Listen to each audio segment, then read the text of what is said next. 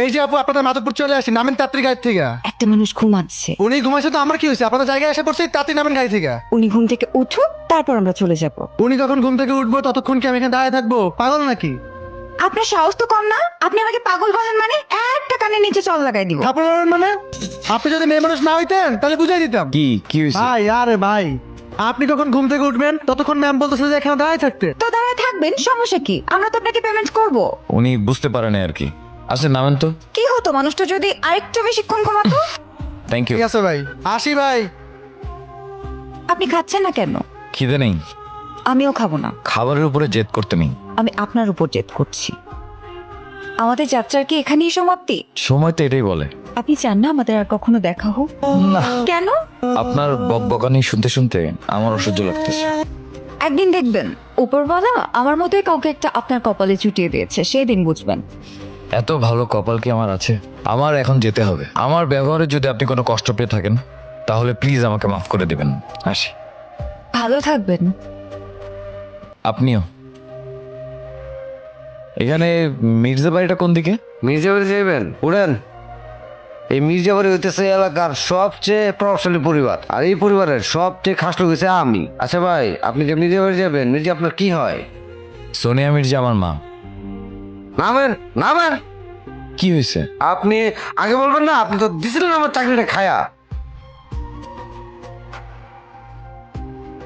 কে তুমি বাবা? মা, তুমি তোমার ছেলেকে চিনতে পারছো না? অর্ক?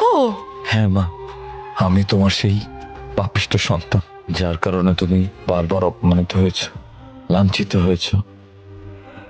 তুমি আমার সাথে চলো বাবা, আমি স্কুলে নিয়ে যাব, আমার কাছে থাকবে, আমি খাওয়াই দিব, ঘুমাবো আমরা একসাথে। চলো।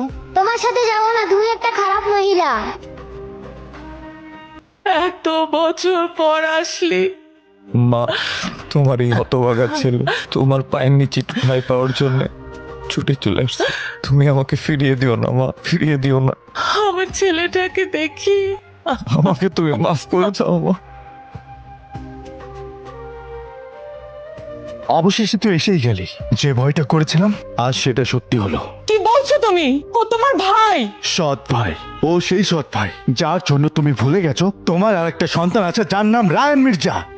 দিন রাত রাত দিন 24 ঘন্টা তুমি শুধু ওকে নিয়ে থাকতে, ওর ছবি বুকে আঁকড়ে ধরে রাতের পর রাত বিলাপ করতে।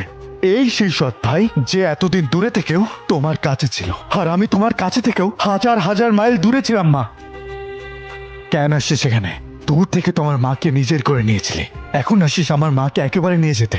আমি রায়ন বেঁচে থাকতে এটা কোনোদিন হতে দেব না। উনি আমার মা, আমার মায়ের ভাগ আমি কাউকে দেব না। রায়ান, ওকে আমার সামনে থেকে চলে যেতে বলো। আমি চলে যাচ্ছি।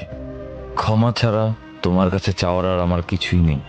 কিন্তু তুমি আজকে আমার জন্য আবার অপমানিত হলে আমি আসলেই ছেলে হিসেবে ব্যর্থ। আমি শুধু তোমাকে এক নজর দেখার জন্য আসছি, ব্যাস। রায়ান, আমি তোমার মাকে নিয়ে যেতে আসিনি। তোমার মা তোমার কাছেই থাকবে। হাসি মা।